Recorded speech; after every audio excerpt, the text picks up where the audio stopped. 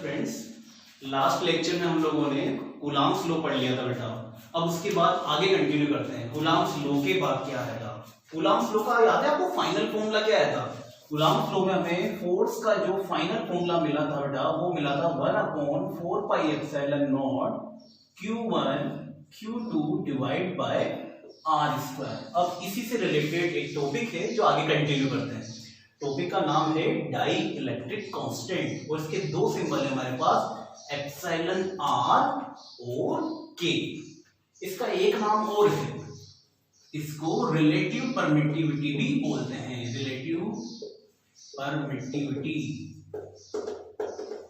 इसीलिए यहां पे सिंबल है एप्सिलॉन R और डाई इलेक्ट्रिक कांस्टेंट के लिए सिंबल K भी है। ठीक है, ये अच्छा ये होता क्या है? डाई इलेक्ट्रिक कांस्टेंट जो है वो रेशियो है। किसका रेशियो है? ये फोर्सेज का रेशियो है बेटा। डाई इलेक्ट्रिक कांस्टेंट फोर्सेज का रेशियो है। कोई भी दो चार्जेस है Q1 और Q2, अगर इन दोनों के बीच जो फोर्स है वो वैक्यूम के अंदर काम करे, तब उस फोर्स को अगर हम F डिनोट करें, और अगर इन दोनों के बीच का फोर्स किसी मीडियम में चेक किया जाए, तब अगर मैं फोर्स ले लूं Fm, तो इन दोनों फोर्सेज के रेशियो को ही क्या बोलेंगे बेटा? Dielectric constant. ये डाई इलेक्ट्रिक कांस्टेंट इन दोनों चार्जेस के बीच में जो वैक्यूम था, एक तो उस टाइम हमें फोर्स लेना है और एक बार हमें मीडियम लेके फिर फोर्स लेना है, तब इन दोनों का रेशियो लो, उसे बोलेंगे हम डाई इलेक्ट्रिक कांस्टेंट। इसीलिए यहाँ डेफिनेशन क्या बनी हुई इसकी देखो, it is the ratio of force between two charges in vacuum और एयर।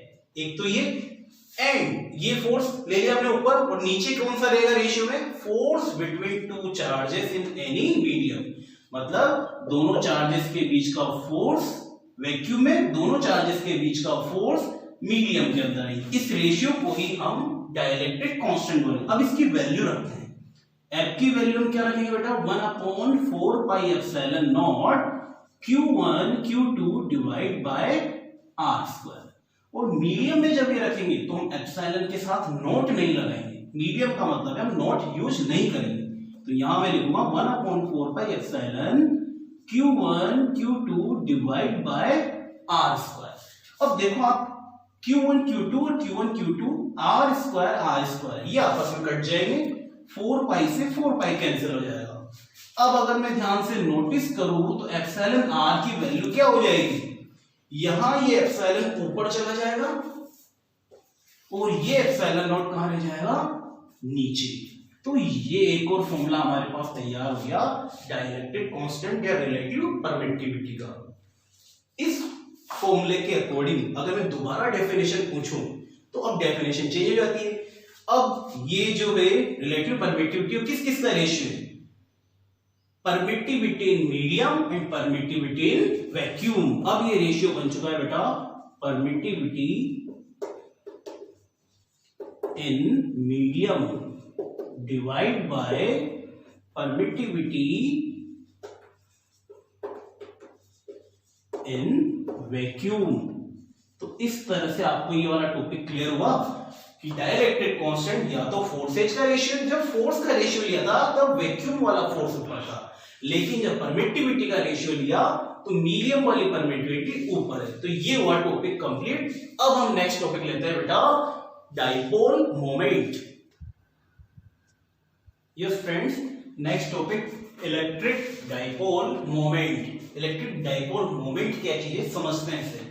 सपोज कीजिए हमारे पास कोई भी दो चार्जेस, देखिए यहाँ पे दोनों का मैग्नीट्यूड सेम। अगर ये Q चार्ज है तो ये भी Q है।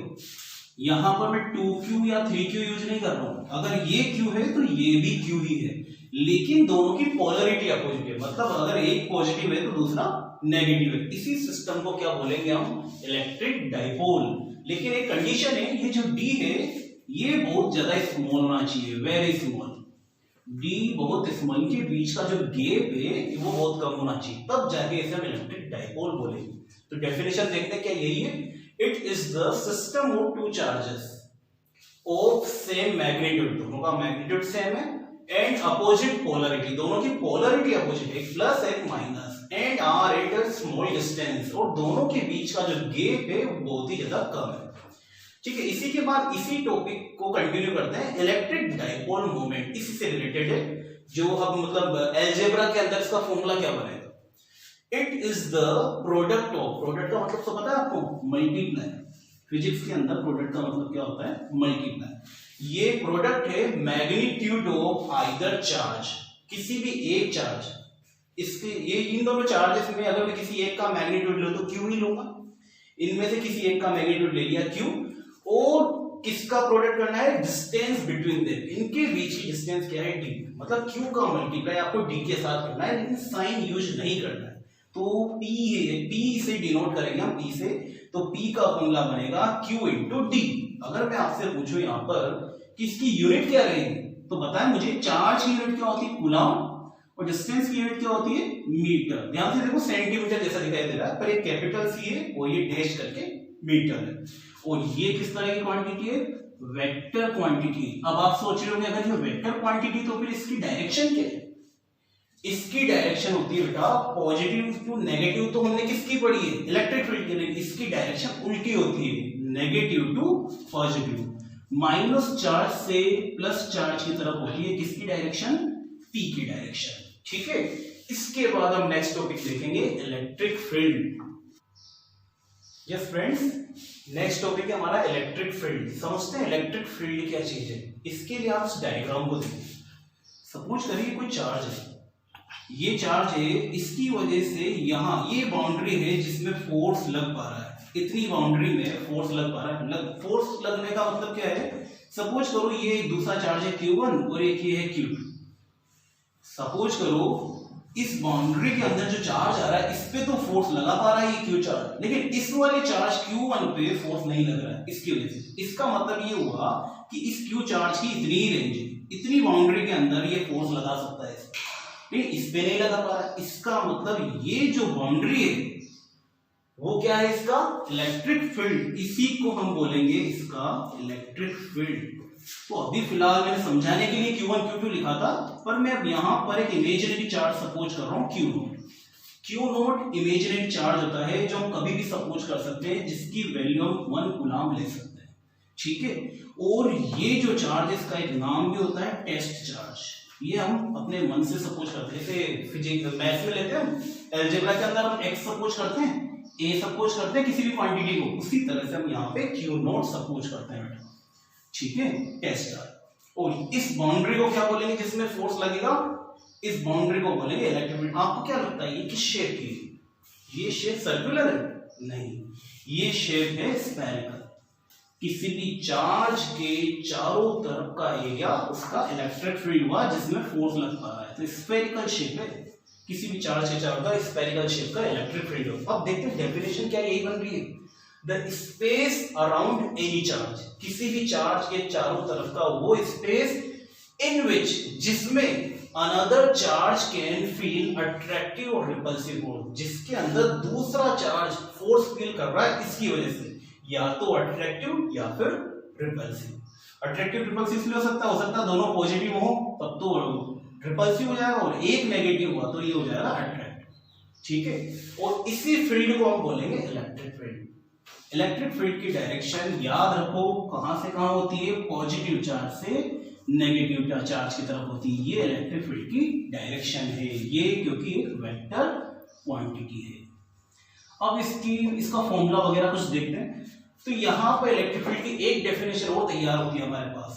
इलेक्ट्रिक फील्ड क्या है, फोर्स पर यूनिट चार्ज होता है। इस वाली डेफिनेशन के अकॉर्डिंग देखा जाए तो फोर्स में अगर इस चार्ज का डिवाइड कर दिया जाए Q0 का, तो फिर हमें जो क्वांटिटी मिलेगी वो इलेक्ट्रिक फील्ड ही मिलेगा। तो E = F अपॉन Q0। अगर मैं यहाँ से यूनिट तैयार करूँ तो आपको पता है फोर्स की यूनिट क्या होती है, न्यूटन, और चार्ज की यूनिट क्या होती है, कूलम। तो बेटा इसकी यूनिट तैयार हुई न्यूटन पर कूलम।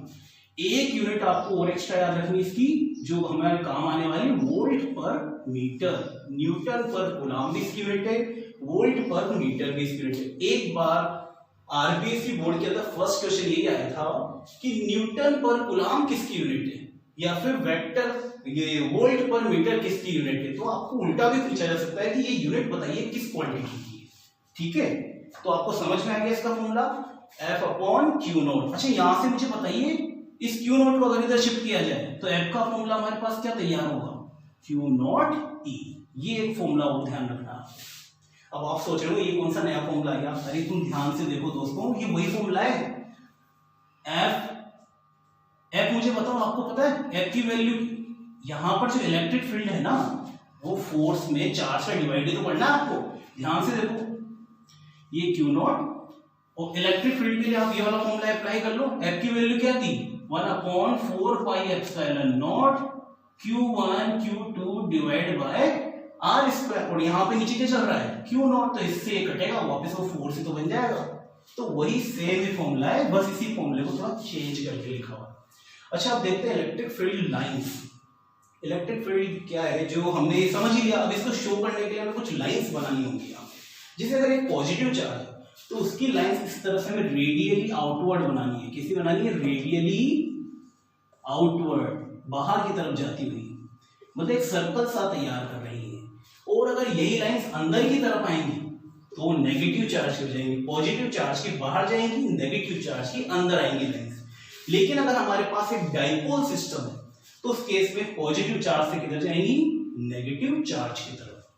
और अगर दोनों चार्ज पॉजिटिव है या फिर दोनों चार्ज नेगेटिव हो, ठीक है, अभी तो हम पॉजिटिव लेते हैं, नेगेटिव हो और या पॉजिटिव हो, उस केस में एक दूसरे से रिपल्स होंगे। देखो यहाँ ये लाइंस और ये लाइंस आपस में मीट नहीं कर रही, अब ये रिपल्स होगी, ठीक है। वो बीच में एक पॉइंट ऐसा होगा जहां इन दोनों की वजह से फोर्स की वैल्यू 0 हो जाएगी। इस पॉइंट को बोलेंगे बेटा न्यूट्रल पॉइंट। क्या बोलेंगे इसको, न्यूट्रल पॉइंट। इस पॉइंट को हम न्यूट्रल पॉइंट बोलेंगे, ठीक है। अब इसकी मैं प्रॉपर्टीज लिख देता हूं इलेक्ट्रिक फील्ड लाइंस की। यस फ्रेंड्स, प्रॉपर्टीज बताने से पहले मैं डेफिनेशन लिख देता हूं। इलेक्ट्रिक फील्ड लाइन की डेफिनेशन क्या तैयार होगी। इलेक्ट्रिक फील्ड लाइंस इस तरह की इमेजिनरी लाइंस हैं जो ये शो करती हैं कि डायरेक्शन ऑफ इलेक्ट्रिक फील्ड क्या है। जैसे यहाँ पर पॉजिटिव चार्ज है तो इसकी डायरेक्शन को शो कर रही है। इन डायरेक्शन को शो करने के लिए हमने जो लाइंस तैयार करी है इन्हीं को हम क्या बोलेंगे, इलेक्ट्रिक फील्ड लाइंस। अब इलेक्ट्रिक फील्ड लाइंस की प्रॉपर्टीज क्या है ये देखते हैं। प्रॉपर्टीज मेनली 3 है, और भी हो सकती है, बाकी मेन जो प्रॉपर्टी है 3 है। इलेक्ट्रिक फील्ड की डायरेक्शन हमेशा पॉजिटिव चार्ज से नेगेटिव चार्ज की तरफ रहेगी, ठीक। It makes open loop. इस चीज को समझते हैं, ये थोड़ा कंफ्यूजिंग होगा, है ना। देखो आप किस तरह से इलेक्ट्रिक फील्ड लाइंस जो है उनको ओपन लूप कैसे बनाते हैं। ये पॉजिटिव चार्ज है, नेगेटिव चार्ज है। ये देखो आपको ऐसा लग रहा होगा कि ये लूप तो क्लोज है, पर एक चीज नोटिस करो, ये जो लाइंस है ना ये पॉजिटिव से नेगेटिव की तरफ जा तो रही है पर वापस नहीं आ रही। जबकि मैग्नेट में क्या होता है, याद करो मैग्नेट में नॉर्थ पोल होता है, साउथ पोल होता है, उसमें बाहर की तरफ तो ये नॉर्थ से साउथ की तरफ जाती है, लेकिन अंदर की तरफ साउथ से नॉर्थ वापस भी आती है, उससे बोलते हैं क्लोज लूप। लेकिन यहाँ केवल ये जाती है पर वापस नहीं आती, इस तरह के लूप को क्या बोलेंगे हम, ओपन लूप, ठीक है। और इलेक्ट्रिक फील्ड की डायरेक्शन हम कैसे तैयार करते हैं, टेंजेंट से। सपोज करो ये कोई पॉजिटिव चार्ज, ये यही इसी डायग्राम को ले लीजिए। अगर मैं आपसे पूछूं ये एक पॉइंट है ए पॉइंट, अगर मैं यहां बोलूं ये बी पॉइंट है और मैं बोलूं यहां पे सी पॉइंट, अब मैं आपसे बोलूं इन तीनों पॉइंट पे डायरेक्शन बताओ, तो ए पॉइंट पे आप डायरेक्शन ये बताएंगे, यहाँ टेंजेंट बनानी होगी, ये वाली डायरेक्शन है इलेक्ट्रिक फील्ड की। बी पॉइंट पे डायरेक्शन ये वाली है ईबी, और सी पॉइंट पे इधर है डायरेक्शन ईसी। तो इस तरह से आपकी ये मेनली तीनों प्रॉपर्टीज कंप्लीट हुई। आज के लिए दोस्तों इतना ही, ठीक है।